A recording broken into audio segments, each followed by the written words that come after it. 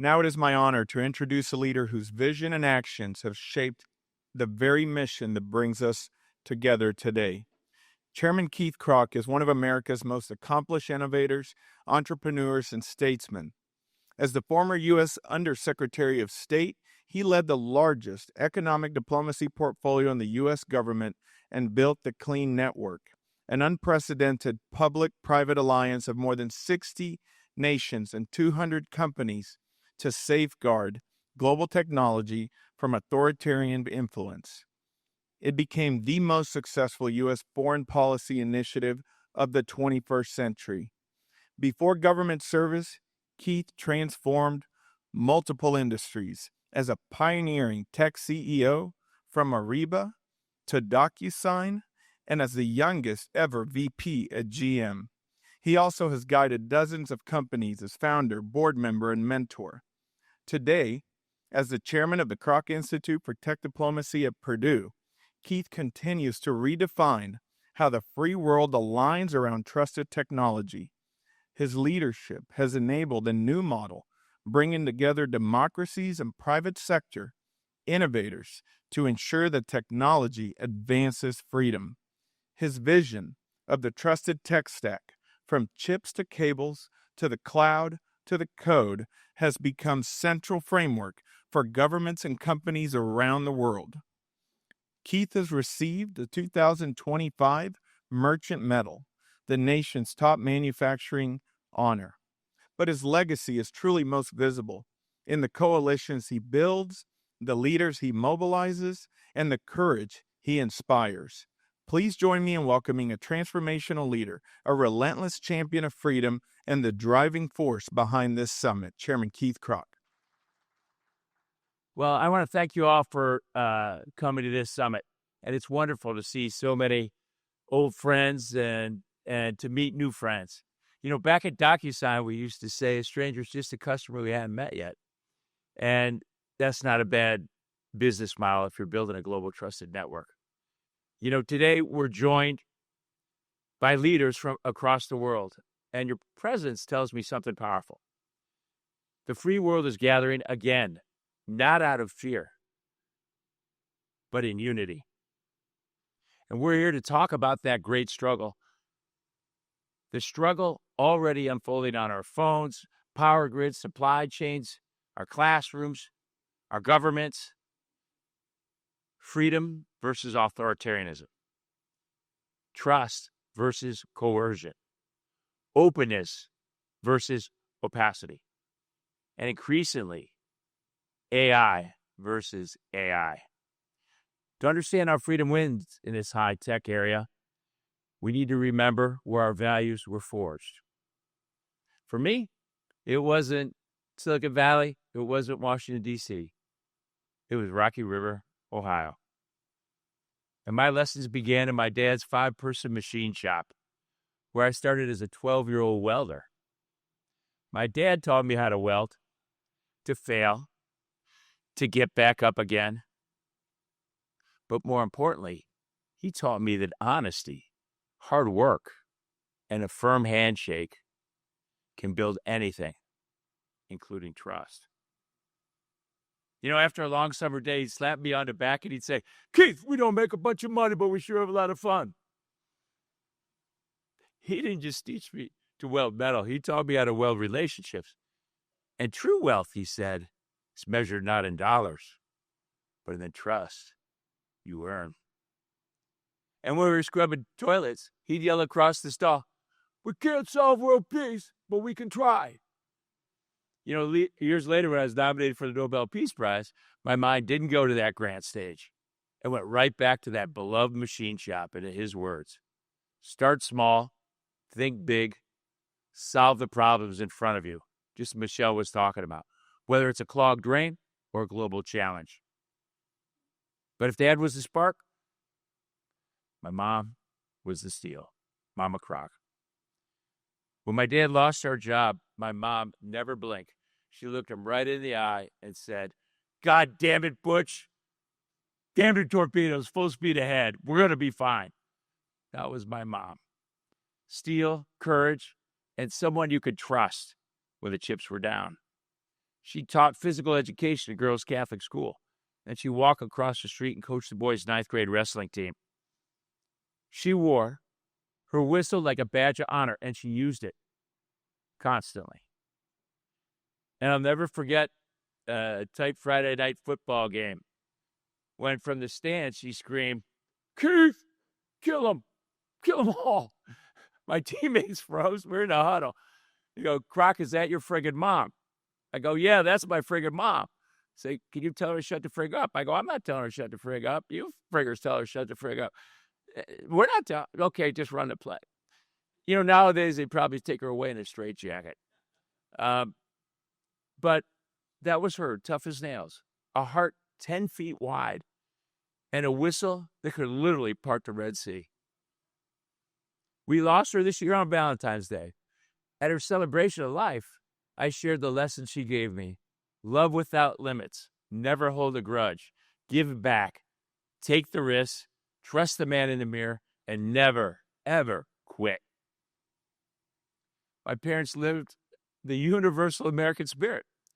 Character, courage, community, trust. A spirit shared by free people everywhere. And that spirit, rooted in trust, boldness, and innovation, made America the catalyst for a new category in human history, a free world. And their lessons are more urgent today than ever.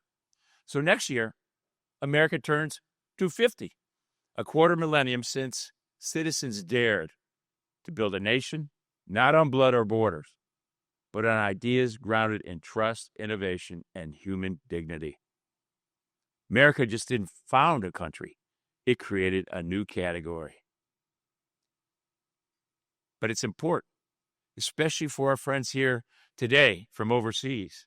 America may have lit the fuse of freedom, but the free world carried the flame.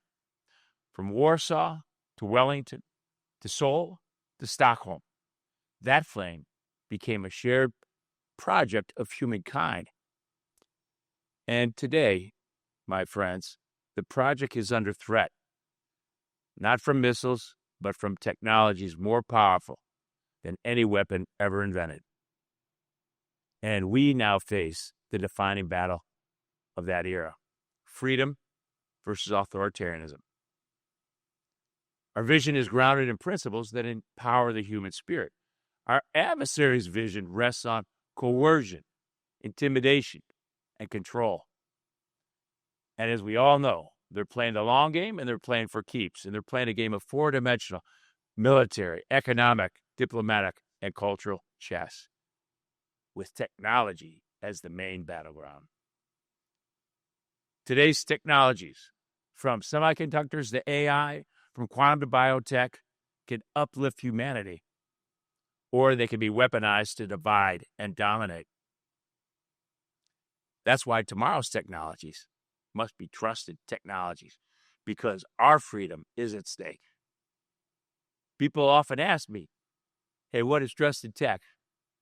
Well, it begins with the word trust, which, as we know, the most important word in any language, the foundation of every healthy relationship. When I led DocuSign, I used to tell our team, we're not in a software business. We're in the trust business. We deal with people's most important documents. Those are the ones you sign. And you know this as well as I do. You do business with people you trust. You partner with people you trust. You love people you trust. And without trust, there is no collaboration, no innovation, no progress, and no security. Trust is the foundation for global stability. It's grounded in integrity, accountability, transparency, reciprocity, and respect for rule of law and for human rights. And the same must be true for technology. I'll give you an illustration. So when I served as Undersecretary of State during the first Trump administration, one of our most urgent missions was to safeguard 5G, the backbone of every emerging technology. We simply could not surrender that infrastructure to our top adversary. Huawei, China's 5G champion, and her arm of its surveillance state looked unstoppable. 91 global contracts, there was bipartisan alarm. Every prior attempt to slow them down had failed.